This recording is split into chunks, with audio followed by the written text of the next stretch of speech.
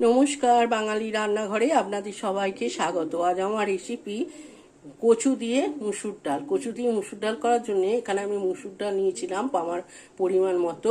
মুসুর ডালটা অল্প সেদ্ধ হয়ে গেলে তাতে আমি একটু লবণ আর কচু ডুমো ডুমো করে এরকম কেটে রেখেছিলাম, এগুলো আমি দিয়ে আমি কচুটাকে এখন সেদ্ধ হতে দেবো ডালের সাথে।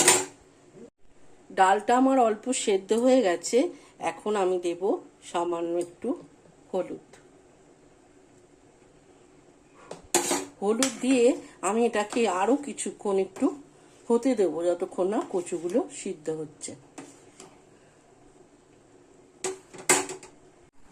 কচু দিয়ে মুসুর ডাল করার জন্য আমার মুসুর ডালটা পুরো সেদ্ধ হয়ে গেছে, কচুগুলো খুব সুন্দর সেদ্ধ হয়ে গেছে।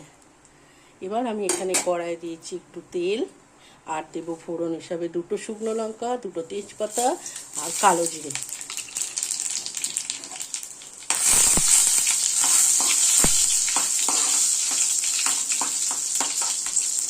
ভাজা হয়ে গেলেই আমি এখানে দেব সিদ্ধ করা কচু আর ডাল।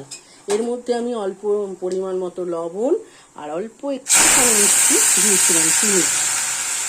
এই ডালটা একবার আপনারা বানিয়ে খেয়ে দেখবেন। এখানে পেঁয়াজ রসুন কিচ্ছু দিইনি, নিরামিষ একটা কচু দিয়ে মুসুর ডাল, খুব সুন্দর খেতে হয়। ডালটা এবার ফুটে যাওয়ার অপেক্ষায় থাকবো। আপনারা একবার রেসিপি এইভাবে বানিয়ে খেয়ে দেখবেন, ভালো লাগবে।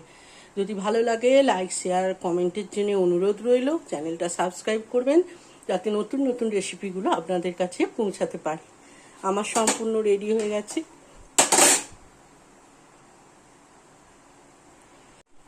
সম্পূর্ণ রেডি হয়ে গেছে মুসুর দিয়ে আপনার কচু, গাটি কচু ডাল।